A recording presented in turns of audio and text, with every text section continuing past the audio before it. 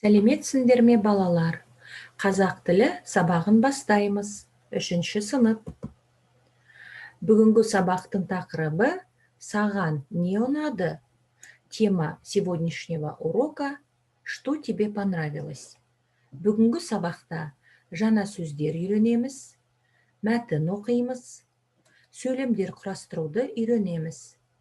Сегодня на уроке мы узнаем новые слова, будем работать с текстом и составлять предложения. Жаңа сөздермен танысайық. Ғасыр, ғасыр, век. Бұрын, бұрын, раньше. А в некоторых случаях, в зависимости от смысла предложения, это слово можно перевести назад. Попробуем изучить это слово в сравнении с антонимом. Бұрын – раньше, қазір – сейчас. Придумаем предложение со словом бұрын.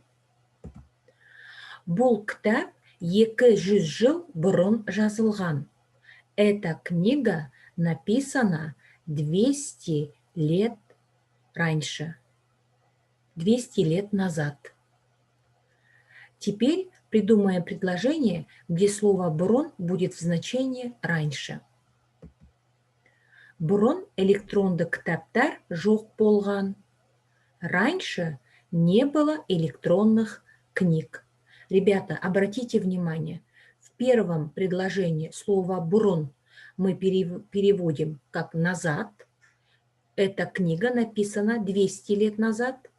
А во втором предложении «бұрын электронды кітаптар жоқ болған» мы слово «бұрын» переводим «раньше». Раньше не было электронных книг. Теперь предложение со словом «қазір». Қазір электронды кітаптар бар. Сейчас есть электронные книги. Жақсы балалар, бүгінгі сабақта біз кітап музейімен танысамыз. Кітап музейі Алматы қаласында орналасқан. Сегодня, ребята, мы побываем в музее книг, который расположен в городе Алматы. Музейде 6 көрме залы бар. В музее есть 6 выставочных залов. Музейде 55 мың кітап бар. В музее есть 55 тысяч книг.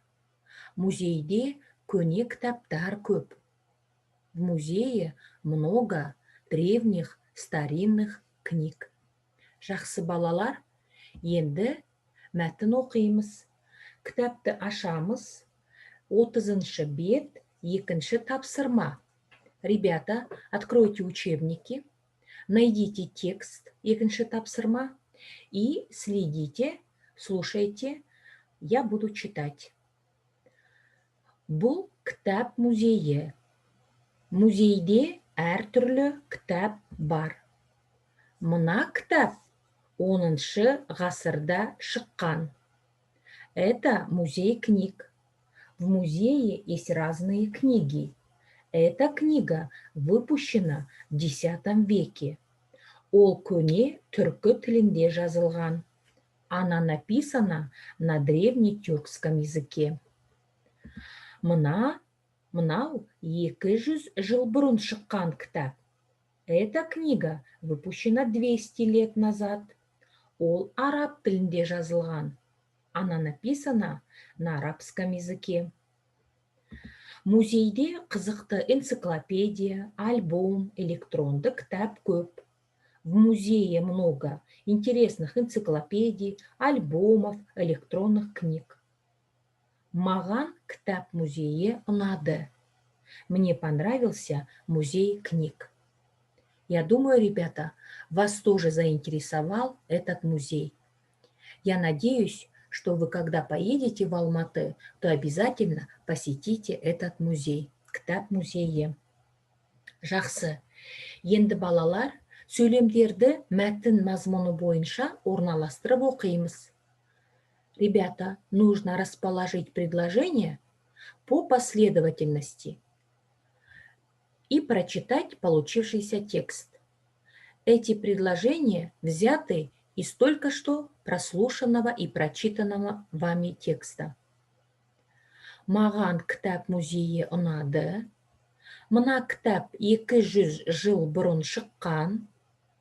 Бұл кітаптар араб тілінде жазылған. Музейде көне түркі тіліндегі кітаптар бар. Алматыда кітап музейі бар. Музейде қызықты энциклопедия, альбом, электронды кітаптар көп. Подумаем, ребята, какое предложение будет самым первым. Так, проверим. Алматыда кітап музейі бар. Жақсы балалар. Екінші сөйлем. Музейде көне түркі тіліндегі кітаптар бар. Дальше. Какое же будет третьим предложением? Найдите, пожалуйста. Подумали? Тексереміз. Мына кітап 200 жыл бұрын шыққан. Жақсы. Келесі сөйлем. Бұл кітаптар араб тілінде жазылған. Ищем следующее предложение. Тексереміз. Музейде қызықты энциклопедия, альбом, электронды кітаптар көп. Соңғы сөйлем. Последнее предложение. Маған кітап музейі ұнады. Жақсы балалар, сами по учебнику, это задание номер 3, еще раз попробуйте поставить предложение по последовательности. Жарайсыңдар, балалар. Ребята, вот мы только что вместе побывали в музее книг. Конечно, музей нам очень понравился. Сейчас мы составим предложение и скажем: «Мне понравился музей». Маған музей ұнады. Ребята, слово «маған» переводится «мне». Маған музей ұнады. Во втором лице тебе понравился музей будет саған музей ұнады. Саған тебе. В вежливой форме сізге музей ұнады. Вам понравился музей. Үшінші жақ оған музей ұнады. Ей понравился музей или ему понравился музей. Запомните эти местоимения. Маған, саған, сізге, оған. Обратите внимание на глаголы ұнады.